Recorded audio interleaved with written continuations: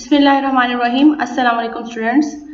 आज हम class 9th के यूनिट नंबर 3 बायोडाइवर्सिटी के जो टॉपिक डिस्कस करेंगे वो है history of classification, then contribution of Abu Usman Umar al Jahiz and then 2 and 5 kingdom classification को जो है हम ब्रीफली डिस्कस करेंगे।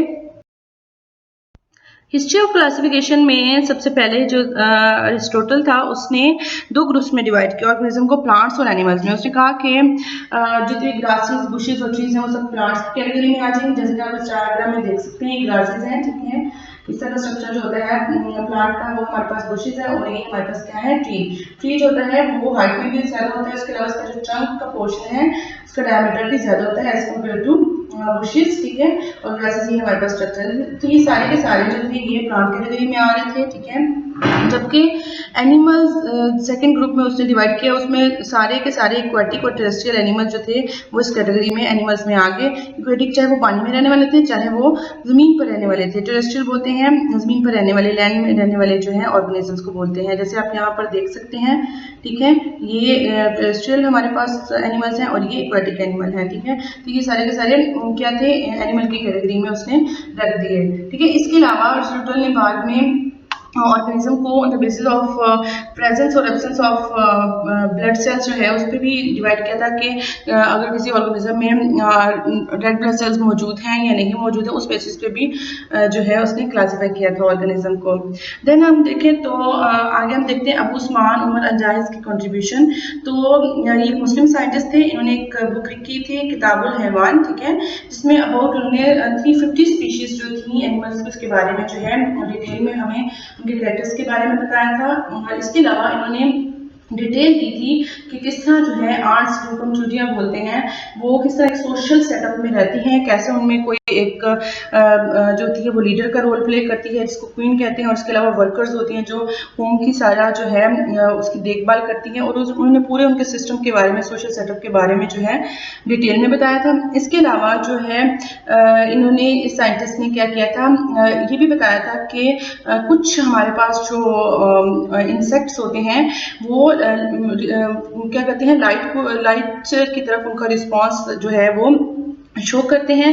लाइक अगर हम बात करें मॉथ्स की, ठीक है, वो क्या है, लाइट की तरफ पॉजिटिव रिस्पांस शो करती हैं, मतलब लाइट की तरफ अट्रैक्ट करती हैं। लेकिन कुछ और इंसेक्ट, लाइक अगर हम कॉकरोच की बात करें तो क्या है, वो नेगेटिव जो है हमारे पास रिस्पांस शो करते हैं लाइट को, मतलब कुछ पॉजिटिव रिस्पांस होता है लाइट की तरफ और कुछ नेगेटिव जो है रिस्पांस जो है कुछ इंसेक्ट शो करते हैं। तो इनके बारे में भी इन्होंने काफ़ी डिटेल में बताया था कि लाइट की तरफ जो है कौन से ऑर्गेनिज्म जो है उनका पॉजिटिव रिस्पांस है और कौन से ऑर्गेनिज्म जो है वो उनका नेगेटिव जो है रिस्पांस है, ठीक है।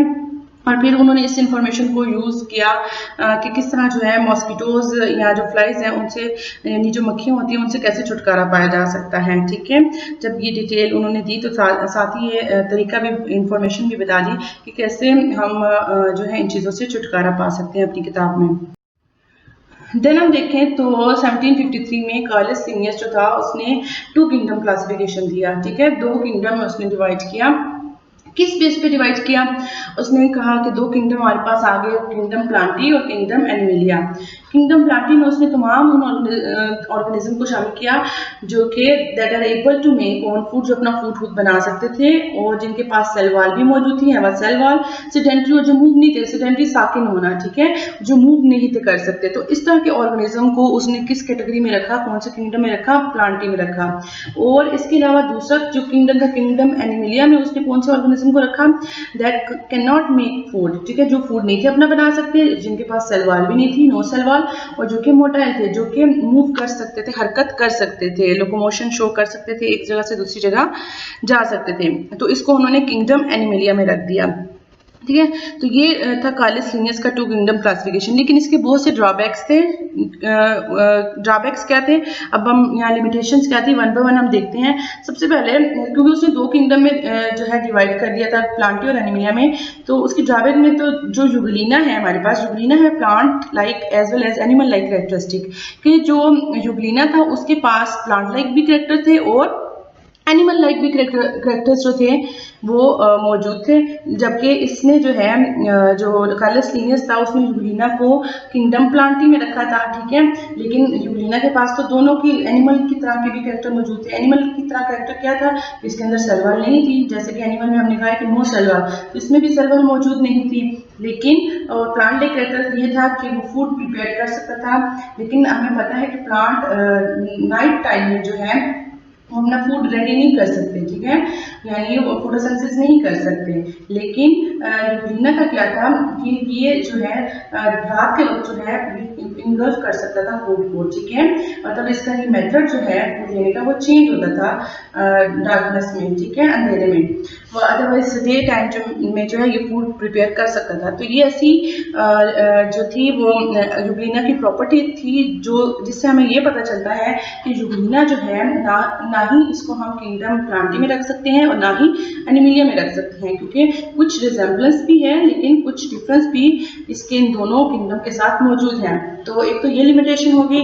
दूसरा भी क्या था, It did not clear the difference between prokaryotes and eukaryotes. इसने तो जस्ट दो किंगडम में डिवाइड कर दिया, इस बारे में कोई डिफरेंस का पता ही नहीं चला कि इनमें से प्रोकैरियोट्स कौन से ग्रुप में रखे गए हैं, यूकैरियोट्स कौन से ग्रुप में रखे गए हैं। प्रोकैरियोट्स कौन से होते हैं हमारे पास, जिनके अंदर ट्रू न्यूक्लियस नहीं होता, यानी मेम्ब्रेन बाउंड न्यूक्लियस नहीं होता, न्यूक्लियर मेम्ब्रेन मौजूद नहीं होती जिन ऑर्गेनिज्म के सेल्स में।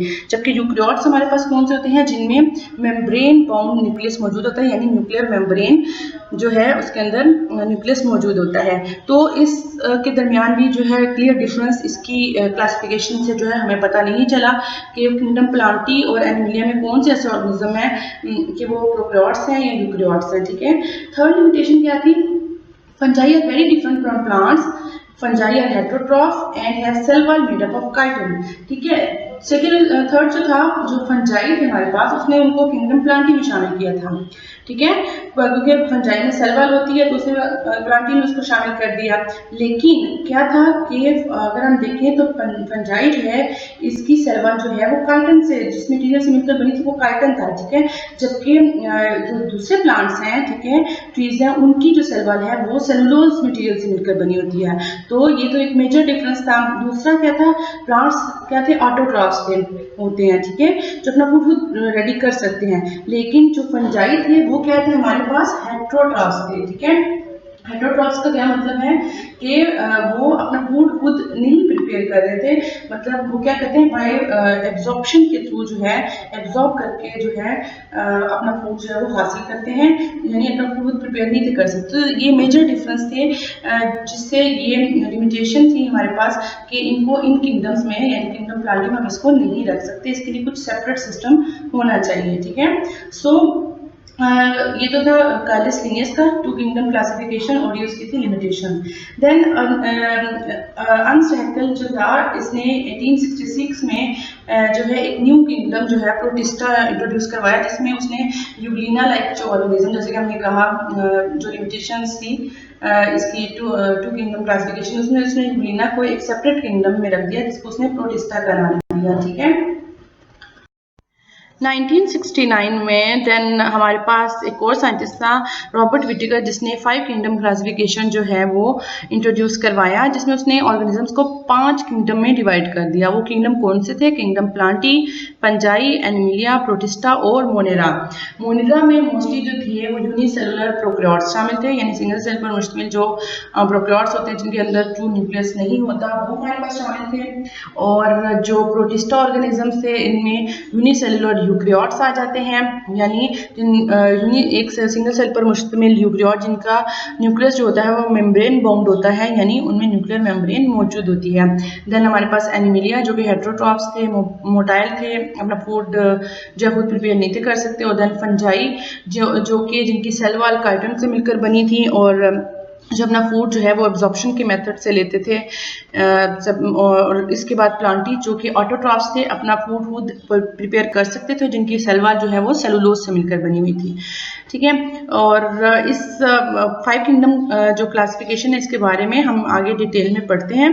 उसके बाद जैसे 5 किंगडम सिस्टम आया तो कुछ अरसे के बाद जो है 1988 में मार्गलोस और श्वार्ट्ज साइंटिस्ट ने जो है इस रॉबर्ट विटिकर जो था इसकी 5 किंगडम क्लासिफिकेशन क्लासिफिकेशन को थोड़ा सा मॉडिफाई किया, ठीक है। किस बेसिस पे? उन्होंने cellular structure, mode of nutrition और मेथड ऑफ रिप्रोडक्शन इन चीज़ों को बेसिस बनाकर जो है फर्दर इसके 5 किंगडम सिस्टम को क्या है मॉडिफाई किया, ठीक है। मतलब उन्होंने ऑर्गेनिज्म के सेलुलर सेल के स्ट्रक्चर्स को देखा, मोड ऑफ न्यूट्रिशन के कैसे जो है ऑर्गेनिज्म न्यूट्रिशन अपनी लेते हैं, हासिल करते हैं, या कैसे वो रिप्रोड्यूस करते हैं, कैसे अगली जनरेशन प्रोड्यूस करवाते हैं। इन फैक्टर्स को सामने रखते हुए उन्होंने जो रॉबर्ट विटिकर का 5 किंगडम क्लासिफिकेशन था उसको फर्दर मॉडिफाई किया। इन्होंने क्या किया, इस साइंटिस्ट ने kingdom Monera was given the name kingdom prokaryotes, kingdom Monera जिसमें यूनिसेलुलर हमारे पास प्रोकैरियोट्स थे, उन्होंने इसको जो है किंगडम प्रोकैरियोट्स का नाम दे दिया, ठीक है।